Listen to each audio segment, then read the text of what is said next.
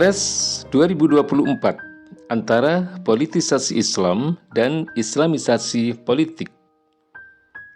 Di awal tahun 2023 ini, suhu politik diprediksi akan mulai memanas. Sebab para politisi akan mulai sibuk mempersiapkan diri dan kelompoknya menuju pertarungan politik pemilihan presiden 2024. Semua berlomba untuk mendapatkan simpati dari masyarakat. Mereka berburu untuk mendapat predikat sebagai sosok yang dianggap peduli pada rakyat, hidup sederhana, dan yang paling utama, mereka juga berharap untuk dianggap sebagai sosok yang religius. Karenanya, kini mulai ramai di berbagai media unggahan-unggahan berita terkait aktivitas mereka itu. Ada yang mulai rajin mengunjungi pesantren sambil ikut pengajian dan menyalurkan infak, lengkap dengan aksesoris keislaman seperti peci, sarung, sorban, dan kerudung. Berbagai aksesoris keislaman tersebut merupakan alat pembangun citra dan identitas. Terkait hal itu, ada yang perlu menjadi catatan. Pertama, menjadikan aksesoris keislaman sebagai alat pencitraan tersebut merupakan wujud nyata dari politisasi agama, khususnya adalah agama Islam. Penggunaan simbol-simbol agama seperti itu sudah dapat dikategorikan sebagai memperalat agama. Tentu hal tersebut merupakan kejahatan serius karena menjadikan agama sekedar alat untuk meraih kekuasaan. Konsekuensinya, politisasi agama itu akan melahirkan politisasi dengan identitas semu. Politisi yang sebenarnya penjahat bisa dicitrakan menjadi pahlawan. Politisi yang mengidap Islamofobia dipakaikan aksesoris hingga menjadi sosok yang seolah peduli pada umat Islam. Politisasi agama akan selalu mengarah pada berbagai bentuk manipulasi demi meraih berbagai keuntungan politik. Kedua, sejatinya politisasi agama, khususnya adalah agama Islam, adalah merupakan cara kotor yang digunakan untuk mengelabui masyarakat demi meraih kekuasaan. Hal itu mirip dengan apa yang digambarkan oleh Henry J. Smith pada tahun 2012 dalam bukunya yang berjudul A History of Political Philosophy. Buku yang berisi kajian historis dari zaman Yunani kuno sampai zaman demokrasi saat ini. Politik digambarkan sebagai bentuk pertarungan perebutan kekuasaan. Berbagai sarana digunakan, termasuk pula dengan cara mengelabui masyarakat melalui propaganda dan pencitraan. Manipulasi dalam perpolitikan di Indonesia pernah menjadi sorotan publik dunia.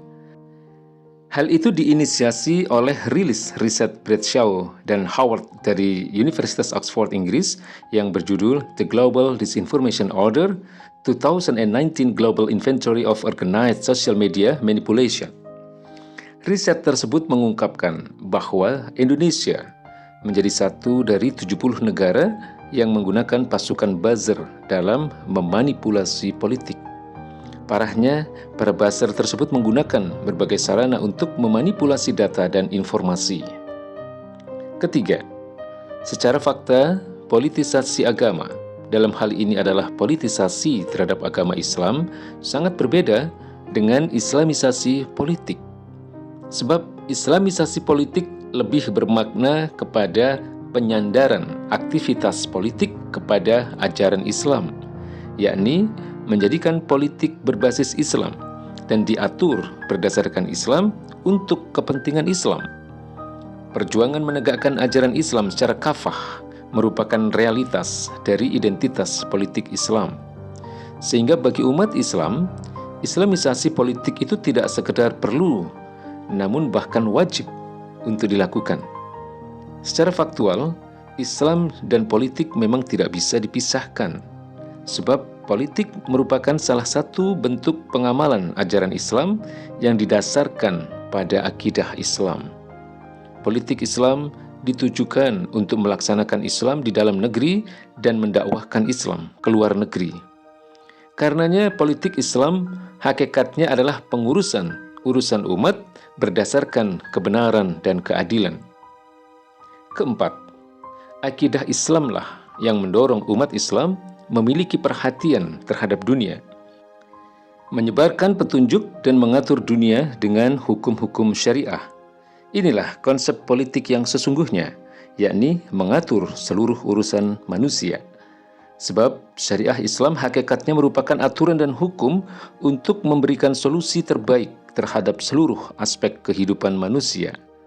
Islam telah menjadikan politik atau siasah sebagai sarana mewujudkan perintah Allah dan Rasul-Nya, sehingga politik bagi umat Islam adalah merupakan bagian dari aktivitas dakwah. Modal utamanya adalah kebenaran atau al-haq yang bersumber dari Al-Quran dan As-Sunnah, bukan aksesoris dan manipulasi. Karenanya, identitas politik umat Islam yang memperjuangkan penegakan syariah secara kafah adalah aktivitas yang bersifat mulia dan terhormat. Tidak seperti aktivitas para elit politik yang bermodalkan citra dan aksesoris demi kepentingan diri dan kelompoknya semata. Sebab, ujung perjuangan politik bagi umat Islam bukanlah harta dan tahta, melainkan meraih ridho dan rahmat Allah Subhanahu wa Ta'ala dengan menegakkan syariahnya secara kafah. Wallahu a'lam bishawab.